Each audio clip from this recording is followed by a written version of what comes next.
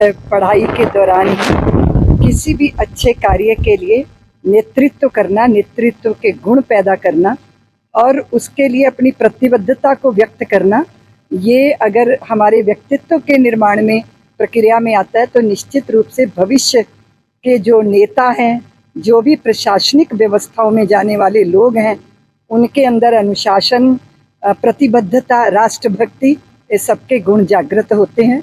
मुझे बहुत गौरव है कि संविद का ये प्रांगण भारत की पुत्रियों के लिए समर्पित है। जब मैं भारत की बेटियों को सैनिक वेशभूषा में देखती हूँ तो शिराओं में रक्त तेजी से बहने लगता है।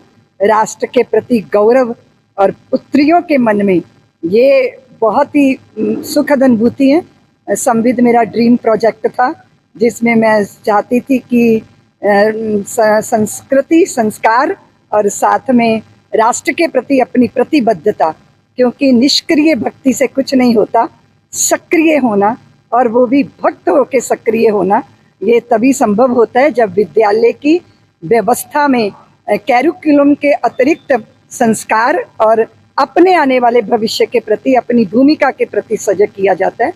तो आज जो पीछे खड़ी सारी पुत्रियां हैं, उन्होंने अलग अलग क्षेत्र में नेतृत्व को स्वीकार किया है। इसी बात का आज गौरवपूर्ण दिवस है। मुझे बहुत अच्छा लग रहा है। हमेशा बच्चों को उत्साह ही होता है। बड़ों की जिम्मेदारी होती है कि उस उत्साह को दुगना करें, नहीं तो कभी कभी बड़े अपनी फ्रस्ट्रेशन से इतने ग्रस्त होते हैं कि वो बच्चों के उत्साह पे पानी फेर देते हैं। इसलिए अगर आप बचपन को देखोगे, वो उम्मीदों से भरा होता है, उमंग से भरा होता है, उत्साह से भरा होता है और वो निर्भोज होता है। इसलिए उसके लिए अगर सहमति का वातावरण मिले, माहौल मिले, तो वो उसके हृदय की जो उत्साह की चिंगारी है वो ज्वाला बन जाती है। और आपको पता है कि ज्वाला जो है ना, वो सारे कचरे को जला के भस्म कर देती है। तो हमारे हृदय के विकारों को भी हमारे उत्साह की ज्वाला जो है वो भस्म कर देती है और हम नई तरंग और आनंद लहरी के साथ अपने जीवन को जीते हैं।